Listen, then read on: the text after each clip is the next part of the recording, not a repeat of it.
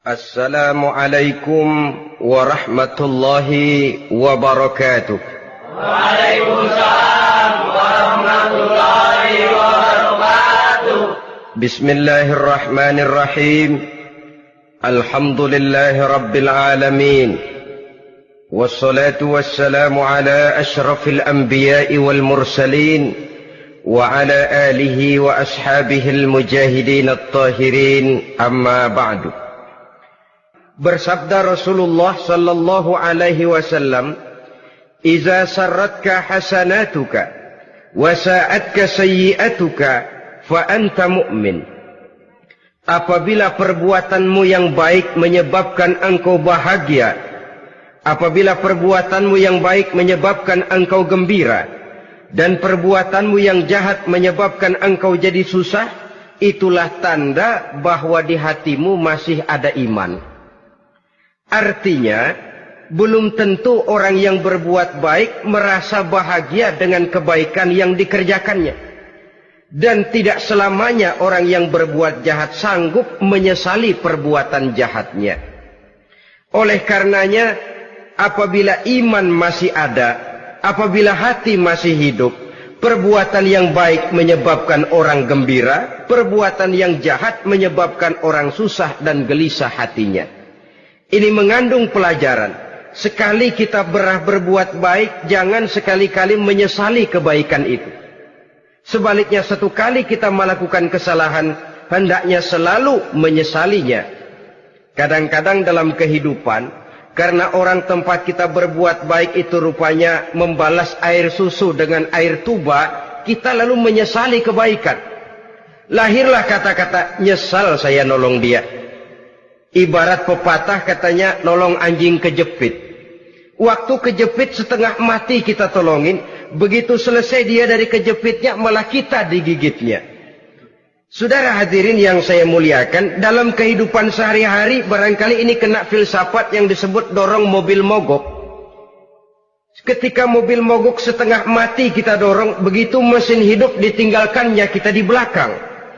Sesungguhnya perbuatan kita yang baik tidak harus disesali. Karena disesali atau tidak, toh perbuatan itu sudah kita lakukan. Dan penyesalan atas segala kebaikan hanya akan mengurangi nilai pahala kebaikan itu sendiri. Berbahagialah apabila berbuat baik, walaupun orang yang kita melakukan kebaikan membalasnya dengan kejahatan. Menyesalah apabila berbuat kesalahan, apabila melakukan dosa, karena itu pertanda nilai iman yang masih hidup dalam jiwa kita. Saudara-saudara kaum muslimin yang berbahagia, jadi sungguh pun pahala dan dosa sesuatu yang abstrak, efeknya jelas dia mendatangkan kebahagiaan atau membawa kepada kegelisahan batin di dalam kehidupan manusia. Orang di zaman materialis kurang terangsang berbuat pahala dan terdorong melakukan dosa. Kenapa? Karena pahala tidak kelihatan, dosa tidak nampak. Kalau pahala kelihatan, barangkali nggak kuat kita mikul pahala. Kalau dosa benjol, umpama tiap bikin dosa palanya benjol, barangkali sudah nggak karu-karuan kepala kita. Baik pahala, baik dosa, sesuatu yang tidak nampak oleh pandangan mata zahir, tapi yang punya efek dalam kehidupan ini. Orang yang banyak pahalanya dengan orang yang banyak dosanya, kalau dia berjalan barangkali sulit kita membedakan. Tapi efeknya dalam kehidupan ini jelas adanya.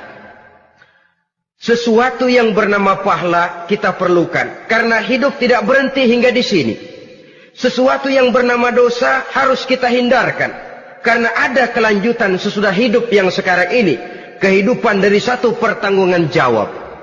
Itu sebabnya Imam Ghazali dalam bahasa yang indah sekali berpesan, "Jaddidis safinah fa innal bahra amiq wa khuziz zad fa innas safara ba'id." Perbarui selalu kapalmu, rawat, jaga baik-baik, dandani kapalmu, fa innal bahra amiq, karena sesungguhnya lautan ini sangat dalam. Satu bahasa yang indah dari tamsil terhadap kehidupan. Perbaiki kapalmu karena lautan ini sangat dalam. Artinya, jaga baik-baik hatimu. Pelihara iman dan keyakinanmu, karena hidup ini bagaikan gelombang lautan. Tempo-tempo air tenang, tempo-tempo ombak menggila dan menggunung. Jaga iman baik-baik karena hidup penuh dengan cobaan dan ujian. Itu maksudnya. Wa khuziz zad fa inna safara ba'id. Dan bawa bekal yang banyak karena perjalanan hidup ini sangat panjang. Perjalanan ini sangat jauh. Kita kalau pergi keluar kota tentu saja membawa bekal.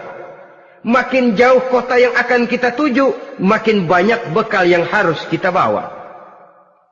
Alangkah sengsaranya manusia apabila dia akan pergi ke satu kota yang jauh, modalnya cuma nekat. Bagaimana nanti di sana sajalah. Tidak membawa bekal sebagaimana yang sewajarnya. Hal yang semacam ini senangnya sih belum tentu, keblangsak dan susahnya sudah kebayang. Itu dalam kehidupan di dunia ini. Bagaimana kalau sudah bicara tentang kehidupan yang akan datang? Karena sesungguhnya hidup ini merupakan satu perjalanan yang sangat panjang. Sejak kita tinggal di alam arwah, pada saat jasad belum lagi diciptakan Allah, ruh sudah diciptakannya lebih dahulu. Sampai kemudian kita pindah ke alam rahim, alam kandungan ibu. Untuk kemudian berpindah kepada kehidupan dunia. Dari dunia ini kita pindah ke alam barzakh. Di sana tinggal kita 100 tahun mungkin, 100.000 tahun mungkin, 1 juta tahun mungkin, menunggu saat datangnya kiamat. Lalu dari alam barzakh pindah kita ke alam akhirat. Satu perjalanan yang sangat panjang. Alangkah malangnya, alangkah sengsaranya, jika tahu kita begitu panjangnya perjalanan hidup ini, tidak ada bekal yang kita bawa. Artinya kesengsaraan, kesulitan yang bertali-tali sudah jelas akan menimpa kita. Kalau pergi kita keluar kota membawa bekal uang, membawa bekal makanan, apa bekal yang mesti kita bawa? Apabila kita kembali ke alam barzakh, kembali ke alam kubur, berkumpul di padang mahsyar di akhirat nanti, nasi yang mau kita bawa, uang yang mau kita bawa, tentu tidak lagi. Karena kehidupan materialis selesai di atas liang lahat. Bila masuk kita ke liang lahat, disitulah pahala dan dosa memegang peranan yang sangat penting. Maka pada pertemuan malam ini, kita akan bicara tentang pahala dan dosa itu. Saudara-saudara kaum muslimin rahimakumullah. Yang dinamakan pahala, kata Imam Ali Al-Jurjani dalam kitab At-Ta'rifatnya, ma yastahiqqu bihi ar-rahmatu wal maghfiratu minallahi ta'ala. Sesuatu yang pelaksananya berhak untuk mendapat rahmah dan ampunan dari Allah. Dengan kata lain, nilai pahala adalah akibat dari perbuatan-perbuatan di dalam melaksanakan perintah dan anjuran yang ada di dalam kehidupan agama. Apabila perintah dan anjuran kita laksanakan, nilai pahala itu lalu datang. Nah, nilai pahala dalam Islam, menurut konsepsi Quran, Allah menjelaskan, man jaa bil hasanati falahu asyru amsalihha. Barang siapa yang datang membawa satu kebajikan, barang siapa yang melaksanakan satu kebaikan, maka dia akan mendapat balasan 10 kali dari kebaikan yang dikerjakannya. 10 kali ini pun masih dilipat gandakan dengan 7. 7 ini pun masih dikalikan 100. Dan itu pun masih ditambah dengan pernyataan, wallahu yudha'ifu liman yasha. Allah masih akan melipat gandakan perbuatan baik seseorang yang dikehendakinya. Itulah nikmatnya dalam Islam. Tetapi sebaliknya, wa man jaa'a bisayyi'ati fala yujza illa mislaha. Barang siapa yang melakukan satu kejahatan, dia tidak akan mendapat balasan kecuali sesuai dengan kejahatan yang dikerjakannya. Alangkah rahman dan rahimnya Allah. Orang yang berbuat baik dibalas 10, dikali 7, dikali 100, masih dilipat gandakan pula. Tapi orang yang berbuat jahat tidak akan mendapat balasan kecuali sesuai dengan kejahatan yang dikerjakannya. Ini kan beda dengan sifat kita manusia. Kita ini kadang-kadang kalau dijitak membalasnya mukul. Tapi kalau orang berbuat baik kepada kita, kita enggan untuk berbuat baik kepada orang tadi. Allah tidak mengajarkan begitu. Satu kebaikan berbalas 10. Satu kejahatan berbalas dengan satu kejahatan. Maha Rahman dan Rahim Allah. Bahkan dalam Islam, niat berbuat baik saja mendapat pahala. Sedangkan niat berbuat jahat belum ditulis merupakan satu dosa sampai kejahatan itu dikerjakan oleh orang yang niat tadi. Umpamanya, saudara niat, nanti malam giliran pengajian, saya mau hadir di majelis taklim. Pas datang waktu malam, hujan turun sangat lebat. Saudara berhalangan datang ke majelis taklim, saudara sudah mendapat pahala niat.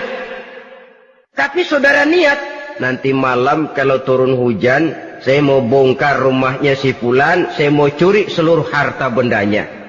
Ternyata malam saudara tidak mengerjakan perbuatan itu belum ditulis dosa sampai perbuatan itu benar-benar dikerjakan.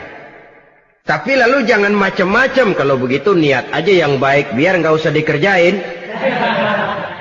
Niat aja pengen ngaji walaupun tidak ada niatan untuk ngaji. Allah lebih tahu tentang apa yang terdetik di dalam hati sanubari kita. Itulah sebabnya sangat dianjurkan orang untuk melakukan segala macam kebajikan. Dan dianjurkan orang menjauhkan segala macam bentuk kejahatan. Karena dia akan berefek melahirkan dosa dan pahala. Dosa dan pahala itulah alat untuk memperoleh kebahagiaan di alam kubur, di padang mahsyar, sampai di akhirat nanti. Di dunia ini mungkin segalanya bisa kita beli dengan yang namanya uang. Keamanan kita bisa menyewa petugas untuk menjaga rumah kita. Kendaraan yang mewah bisa kita beli. Udara yang sejuk bisa kita ciptakan. Siapa banyak uang, dia raja. Mungkin itu di dunia. Tapi bisa apa uang kalau kita sudah masuk ke alam kubur? Bisakah munkar nakir kita sogok? Udah karkir, jangan nanya nih, cepet. Bisakah malaikat azab menyingkir dengan uang semir? Ternyata tidak. Untuk memperoleh kebahagiaan di sana, nilai pahala. Kesengsaraan akan kita dapat kalau kita banyak menumpuk dosa. Oleh karena itu jangan beranggapan, pahala nggak kelihatan, dosa juga nggak kelihatan, biarin saja. Yang tidak kelihatan ini pada waktunya akan memegang peranan yang sangat penting. Tapi tidak cuma untuk menghadapi hidup di situ, kita lalu harus berbuat baik dan meninggalkan yang jahat. Terutama juga di dunia ini. Toh pepatah bilang gajah mati meninggalkan gading, harimau mati meninggalkan belang. Apa yang akan kita tinggalkan setelah kita mati? Kita ingin jasad kita boleh hancur terkubur tanah, tapi nama kita ingin hidup terus, dikenang orang 100, 1000, bahkan 1.000.000 tahun yang akan datang. Ditulis orang dengan tinta emas dalam sejarah, tercatat kita sebagai orang baik-baik. Saudara-saudara kaum muslimin rahimakumullah. Lalu perbuatan apa yang bisa mendatangkan pahala itu? Saudara-saudara, semua perbuatan yang diperintah dan dianjurkan oleh Allah, yang dikerjakan dengan ikhlas hanya untuk mencapai ridho Allah, mendatangkan pahala. Kadang-kadang menurut pendapat kita remeh, tapi nilainya di sisi Allah besar. Itu pahala. Menghitung pahala itu hak prerogatif Allah. Perbuatan yang ringan Allah mau berikan ganjaran yang besar, itu urusan Allah. Misalnya, kata Nabi, la tahkiranna minal ma'rufi syai'an. Jangan kamu menganggap remeh perbuatan baik walaupun kecil. Jangan merasa sulit melakukan perbuatan yang mengandung pahala. Bertemu dengan teman, muka kita cerah, berpahala. menyingkirkan duri di jalanan berpahala, menolong orang yang sesat, memberitahu orang yang bertanya berpahala. Tidak sulit kalau kita mau. Yang diperintah dan dianjurkan oleh agama itu perbuatan yang mengandung nilai-nilai pahala. Masalahnya cuma tinggal mau atau tidak dan dikerjakan dengan ikhlas. Bertemu teman mukanya cerah, pahala. Menyingkirkan duri di jalanan, pahala. Sedekah, pahala. Tidak berupa perbuatan, bisa berupa ucapan. Misalnya bersolawat, pahala. Bertasbih dan bertahmid, pahala. Kata Nabi, kalimatani khafifatani 'alal lisan, saqilatani fil mizan. Ada dua kalimat yang enteng di lidah tapi berat di timbangan akhirat nanti. Apa itu? Subhanallah walhamdulillah. Itu kan amalan yang ringan, perbuatan yang mudah saja, tapi nilainya demikian besar dalam pandangan Allah. Jadi pendeknya, perbuatan yang bernilai pahala adalah perintah dan anjuran agama yang dilaksanakan dengan ikhlas semata-mata untuk mencapai ridho Allah, itu mengandung pahala. Niat dasarnya itu harus karena Allah. Landasannya harus karena ikhlas. Bukan cuma sekedar basa-basi, tidak karena ingin dipuji orang, tidak karena mengharap tanda jasa, tapi ikhlas semata-mata. Dari perbuatan yang paling kecil dan mudah sekali sampai kepada amalan-amalan yang besar dan memerlukan biaya yang besar, seperti melaksanakan ibadah haji, seperti jihad fi sabilillah, membangun masjid, membangun pondok-pondok pesantren, membangun pusat-pusat kesehatan, membangun jalan-jalan umum, termasuk menjaga keamanan. Jangan dikira loh, siskamling umpamanya, menjaga keamanan kampung tidak berpahala. Kalau diniatkan ibadah, menjaga ketenangan warga supaya mereka tekun ibadah, ikhlas karena Allah, itu juga bernilai ibadah. Keluar kita dari rumah, pergi pagi, pulang sore, peras keringat, banting tulang cari nafkah, buat menghidupi anak istri kita. Kalau diniatkan ibadah, melaksanakan kewajiban sebagai kepala rumah tangga, membantu orang tua sebagai anak, itu juga perbuatan-perbuatan yang mengandung pahala. Yang terbaik sesuai dengan bidang kehidupan kita. Ada orang yang dinamakan abid, ahli ibadah, pahala yang paling baik bagi dia, banyak-banyak tahajud, sembahyang malam, wirid, zikir, tasbih. Ada yang dinamakan orang alim, pahala yang paling baik buat orang macam ini, mengajar, menyebarkan ilmu, mendakwahkan Islam. Ada yang disebut wali, pejabat pemerintah, petugas. Amalan pahala yang paling baik buat orang semacam ini, melayani masyarakat, bekerja di bidangnya sesuai dengan profesinya. Saudara hadirin yang saya hormati, jadi dengan demikian, perbuatan-perbuatan yang mengandung nilai-nilai pahala ini bisa perbuatan yang menurut kita kecil namun punya nilai besar. Apalagi perbuatan besar dengan biaya yang besar, tentu makin besar juga pahala yang disediakan oleh Allah Subhanahu wa ta'ala. Oleh karenanya, kalau kita bercermin dari ayat Quran, hidup ini kesempatan untuk berbuat baik. Huwallazi khalaqal mauta wal hayata liyabluwakum ayyukum ahsanu amala. Dialah Allah, Tuhan yang telah memberikan hidup dan mati kepadamu, untuk menguji kamu, siapa di antara kamu yang paling baik amal perbuatannya. Jadi tidak saya rinci, tapi cukuplah satu penjelasan global. Perbuatan yang berpahala adalah perbuatan melaksanakan perintah Allah atau anjuran Allah dengan dasar ikhlas, dengan tujuan untuk mencapai ridho Allah semata-mata. Lalu apa perbuatan yang mengakibatkan dosa itu? Saudara-saudara, dosa lahir akibat melakukan larangan Allah atau mengerjakan yang dicelaknya. Nah, para ulama ada yang membagi dosa itu menjadi dua bagian. Ada dosa-dosa kecil, ada dosa-dosa besar. Tetapi sebenarnya ditinjau dari segi hakikatnya, kalau sudah melakukan satu kesalahan yang mengakibatkan dosa, jangan dilihat besar dan kecilnya, tapi kepada siapa dosa itu kita kerjakan. Sebab kalau dosa kita anggap satu yang kecil, orang akan terangsang untuk mengerjakan yang kecil-kecil saja. Sehingga dengan demikian, yang kecil pun akan menjadi besar kalau ditumpuk-tumpuk. Sedangkan yang besar bisa saja menjadi kecil kalau selalu diiringi dengan permohonan ampun kepada Allah.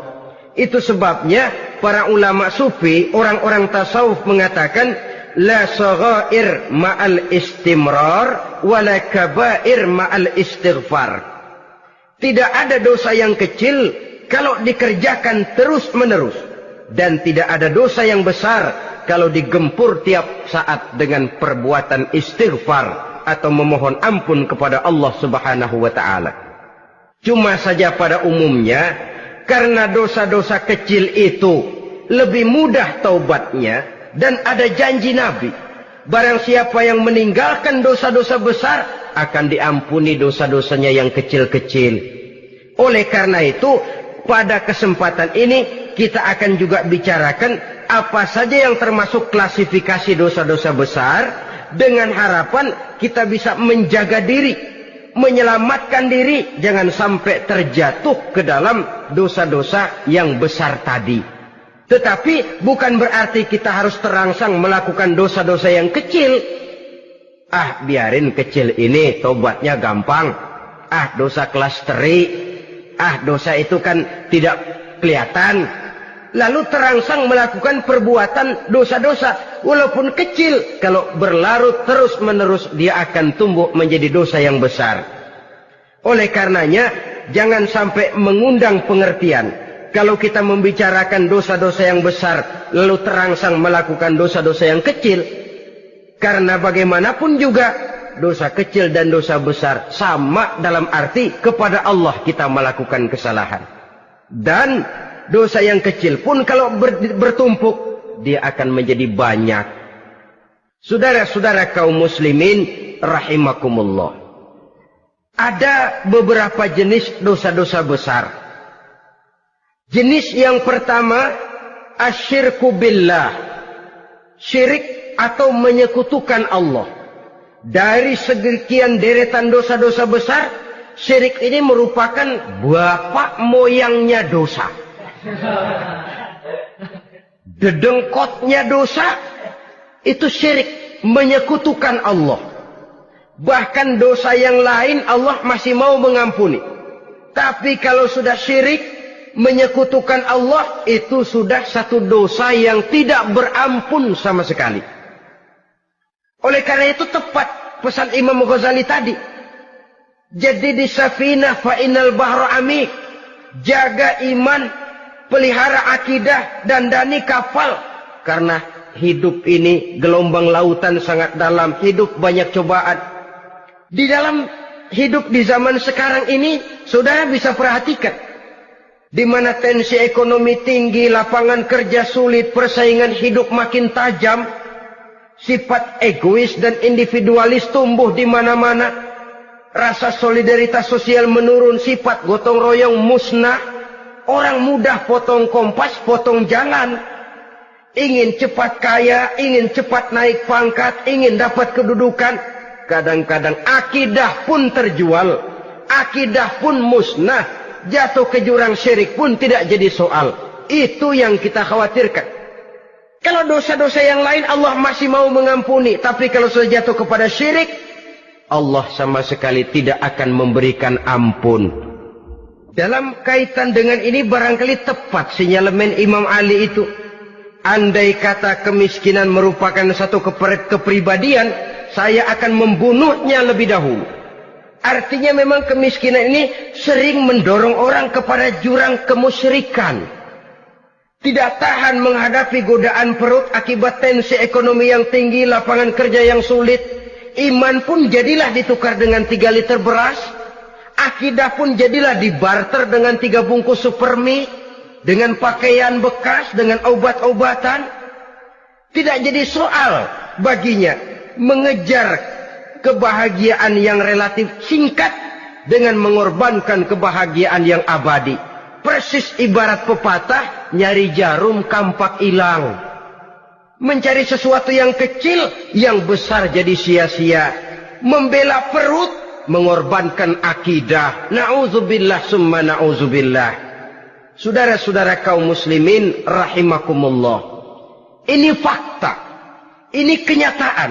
Dan hal semacam ini tidak bisa diatasi cuma dengan ceramah, simposium, diskusi, seminar. Apalagi Nabi berpesan, solahu ummati bil ilmi wal mal. Umatku hanya bisa menjadi baik akidahnya dengan ilmu dan harta. Itu bahasa Nabi. Kalau bahasa kita sekarang, dengan ekonomi dan pendidikan. Ilmu, pendidikan, ekonomi, harta. Tanpa itu, sangat besar kemungkinan kita bisa menjual akidah terjerumus di lembah kemusyrikan.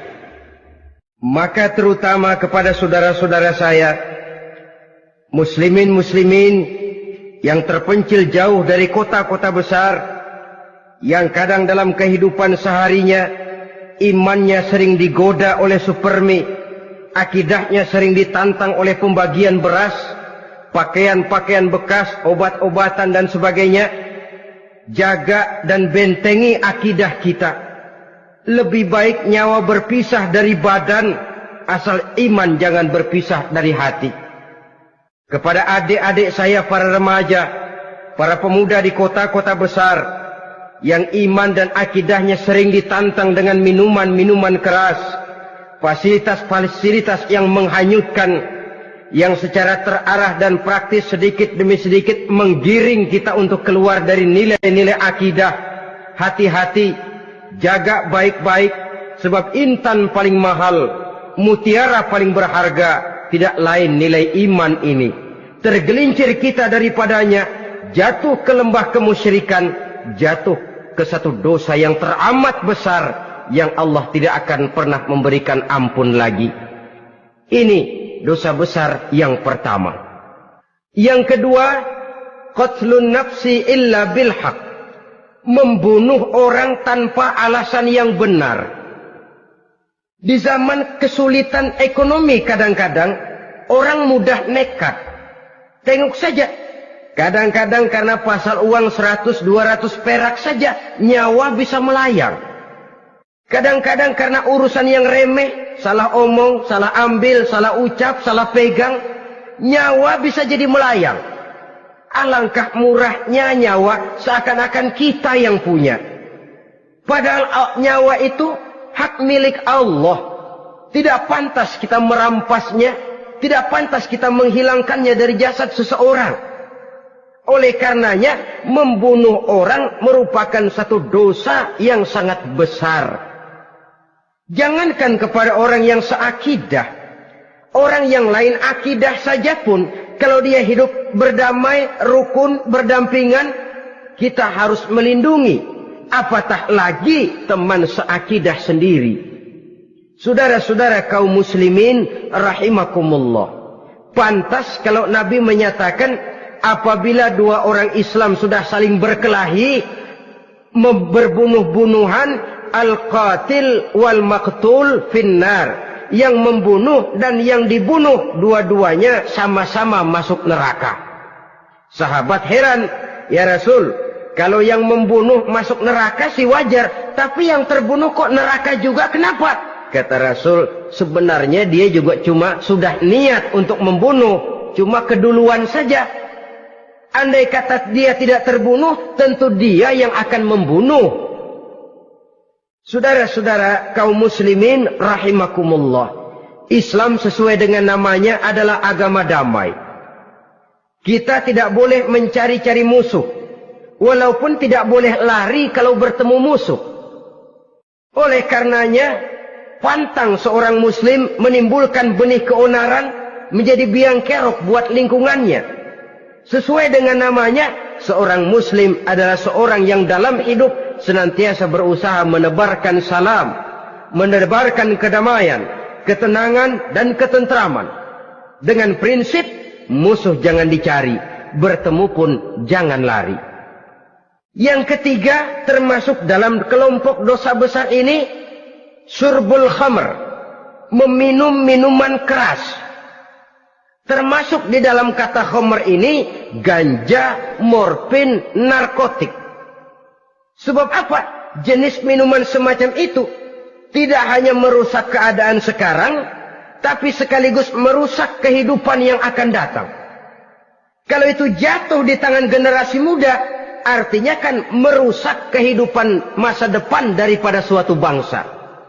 Karena apa? Remaja dan pemuda merupakan bentuk miniatur daripada kehidupan bangsa. Akan bagaimana warna umat Islam di Indonesia. Bahkan akan bagaimana warna Indonesia 30, 40, 50 tahun yang akan datang.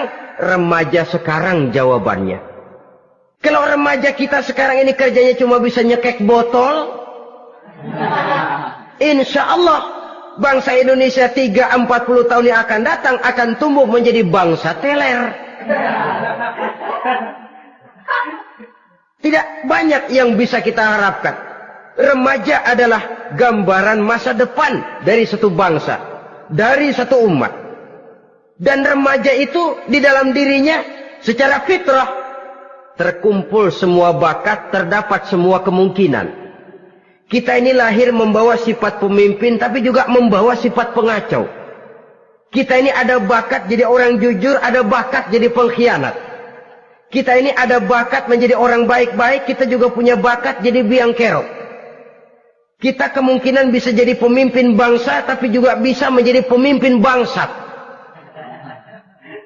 Nanti lingkungan dan pendidikan akan menumbuhkan, membentuk mana yang tumbuh lebih subur.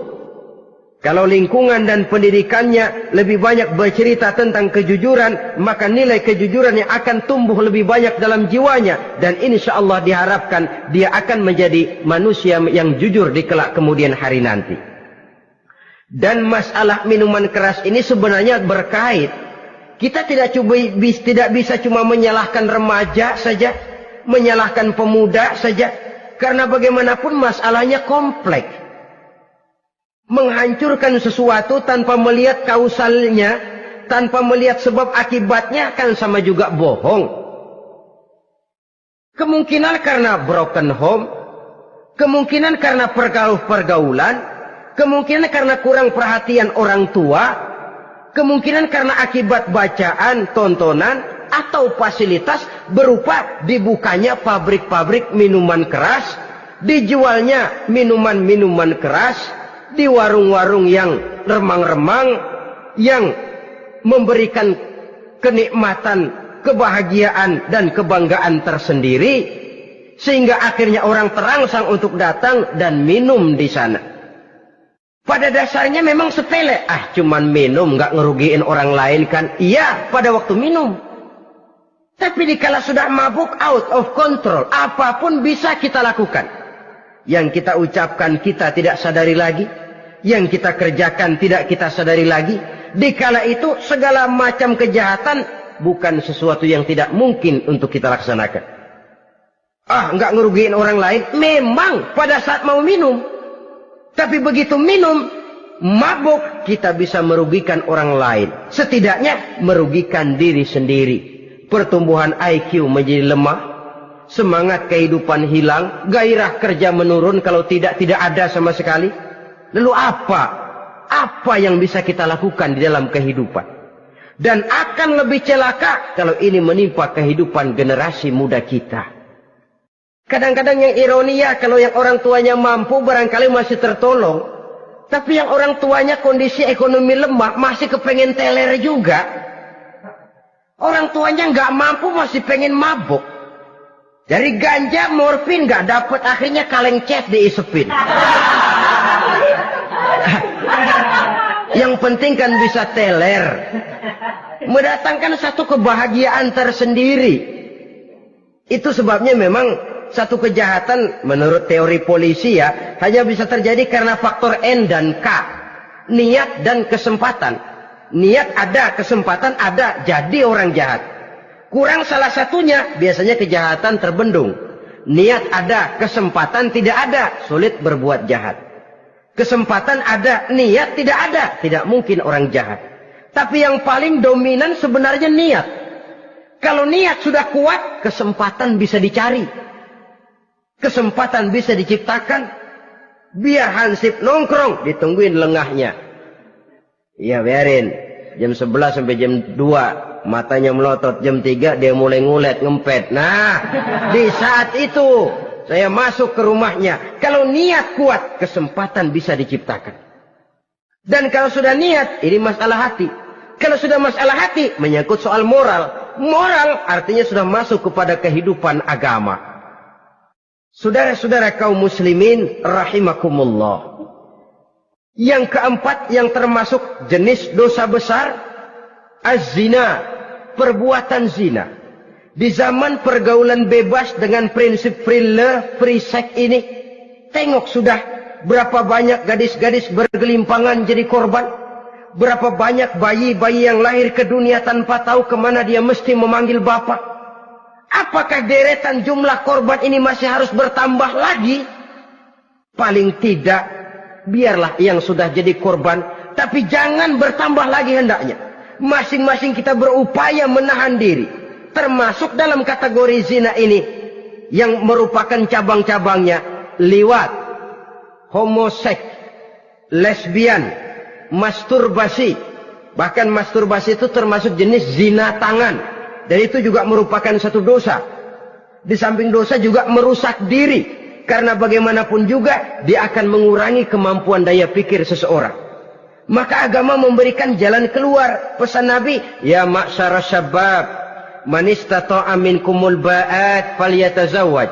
Hai para pemuda, kata Nabi, barang siapa di antara kamu yang sudah bisa ba'at, yang sudah mampu ba'at. Ba'at itu artinya memberikan nafkah.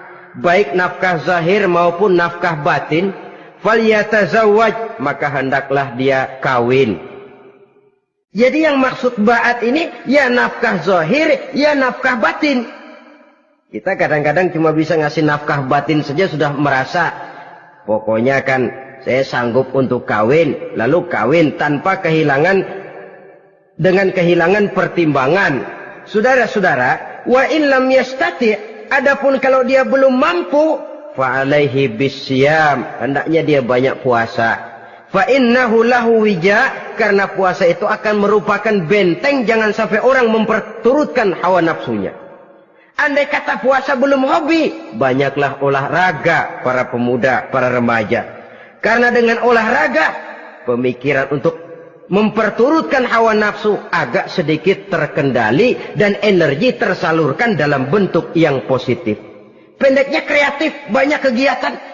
Ini pesan Imam Syafi'i tepat itu. Kata beliau, inni ra'aitu wuqufal ma'i yufsiduh in sala taba wa illam yajri lam yatib. Aku melihat air kalau diam rusak, tapi kalau dia mengalir jernih. Air kalau ngendap nggak ngalir, nyamuk nyarang di situ, bisa jadi sumber penyakit. Manusia hidup begitu. Kalau nggak punya kegiatan, nggak kreatif, kerjanya cuma delohom, ayam-ayam, akhirnya jadi ngerusak. Ngomongin orang, si Ano ngapa? Ano. Kebangetan nggak ngapa-ngapain, orang aja dipontenin. Orang diomongin, lahirlah namimah, lahirlah ribah. Saudara-saudara, air itu kalau ngendap ada aja yang nyarang.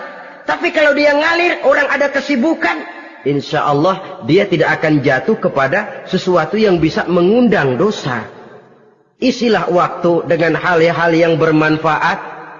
Karena hidup ini singkat dan tidak berjalan mundur ke belakang. Mundur hancur, berhenti diinjak orang. Sekali melangkah, jangan surut mundur ke belakang.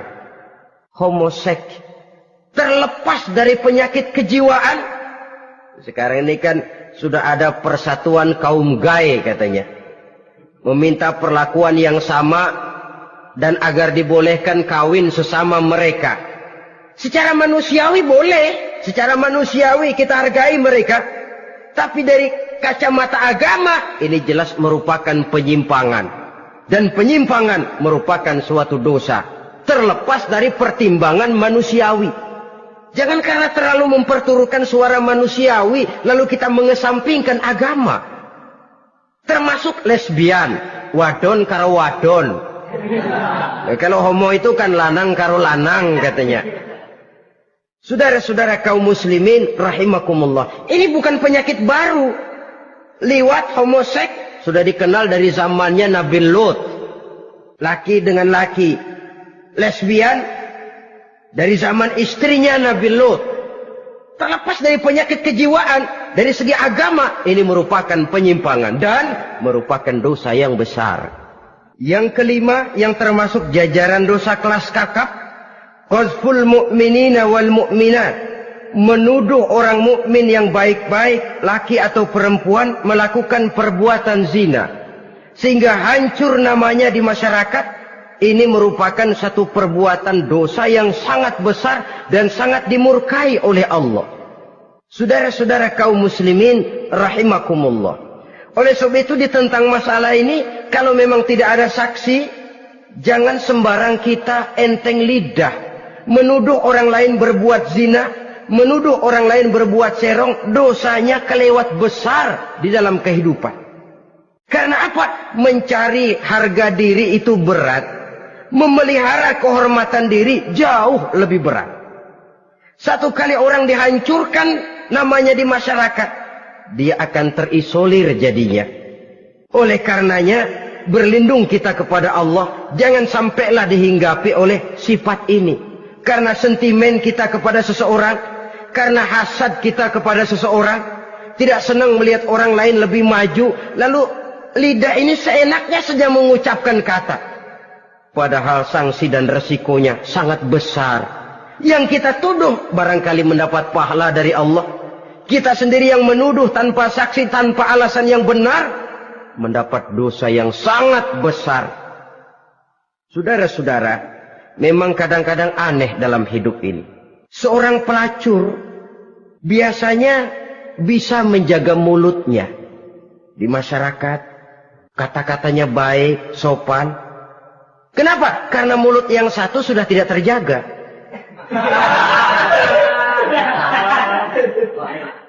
Kita kadang-kadang kehormatan bisa kita jaga, tapi mulut tidak terkontrol. Ngomong saenake dewe, bikin orang mangkel, kesal, fitnah sana, fitnah sini, menghancurkan nama baik orang, ngomongin yang macam-macam. Bagai-bagai macamlah caranya. Saudara-saudara kaum muslimin yang berbahagia. Jadi dengan demikian, menuduh orang lain berbuat zina, sedangkan orang itu tidak pernah melakukannya, ini termasuk satu dosa yang sangat besar di dalam kehidupan ini. Yang keenam, al-'aqu bil walidain, durhaka kepada ibu bapak. Seorang anak, bagaimanapun banyak nilai ibadahnya, banyak kebaikan di masyarakat, menyandang berbagai macam gelar, pangkat dan jabatannya tinggi, tapi kalau sudah durhaka kepada kedua orang tuanya, alamat hidup tidak lagi membawa keberkahan. Dan itu dosa yang sangat besar. Sampai Nabi sabdakan, ridho Allah ada di dalam keridhaan ibu bapak. Murka Allah pun ada di dalam kemurkaan ibu dan bapak. Walaupun belum tentu setiap kita orang tua, tapi yang jelas setiap kita adalah anak. Dan setiap anak punya ibu dan bapak. Jangan sampai kacang lupa kepada kulitnya. Saudara-saudara kaum muslimin rahimakumullah. Durhaka kepada ibu bapak merupakan perbuatan yang sangat dimurkai oleh Allah. Apalagi ibu yang telah melahirkan kita, bahkan mengandung kita.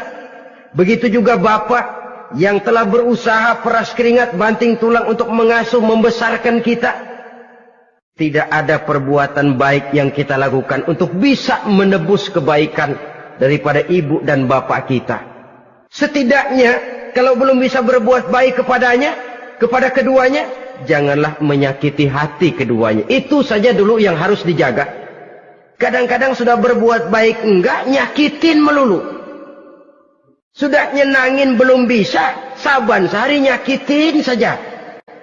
Padahal kedua orang tua itu doanya manjur, sebagaimana sumpahnya juga bisa jadi kenyataan. Dan sering bahkan menjadi kenyataan.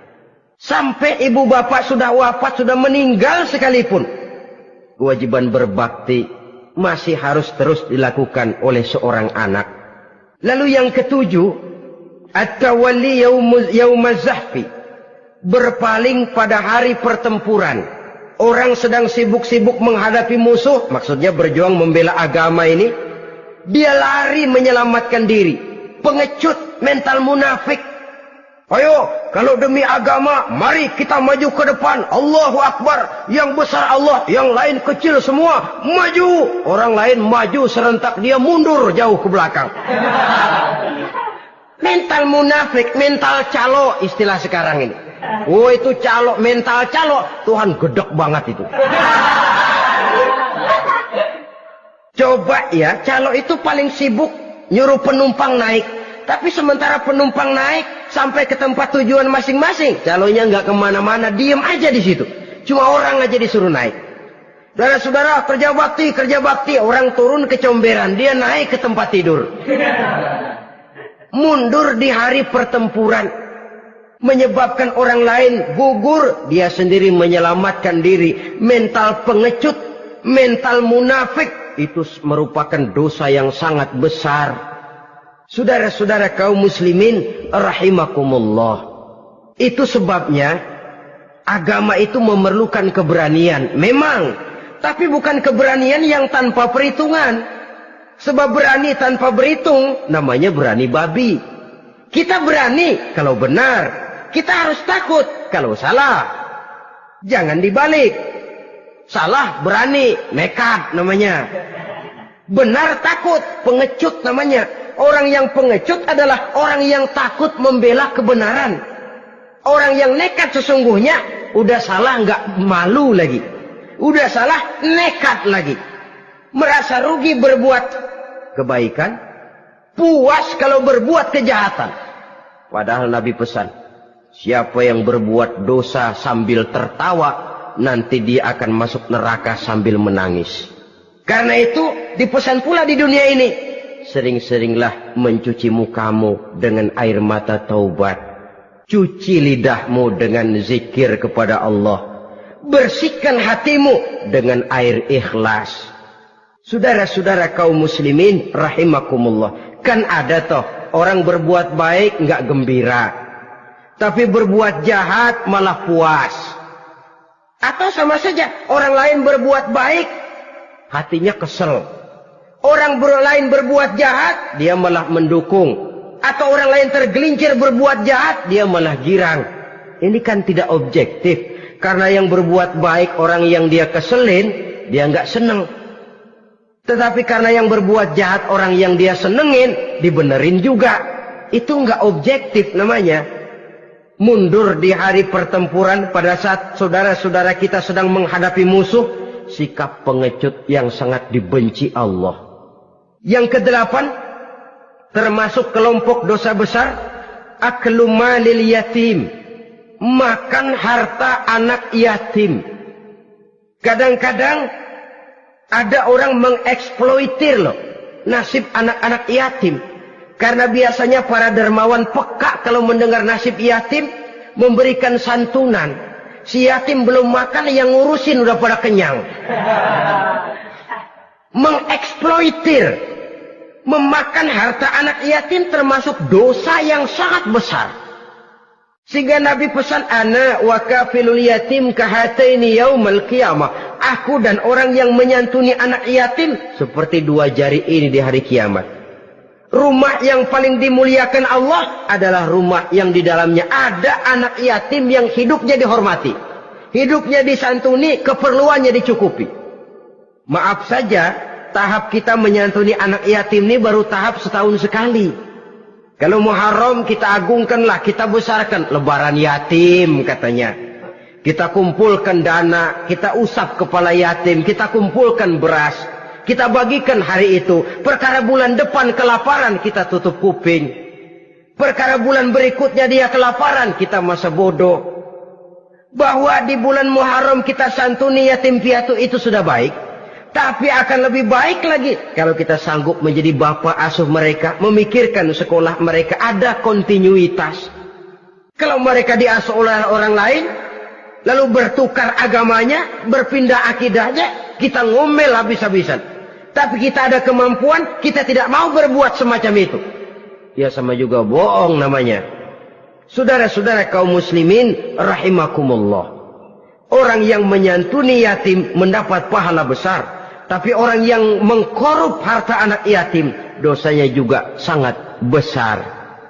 Berhati-hatilah kalau kita diberikan kepercayaan oleh masyarakat untuk mengurus anak-anak yatim.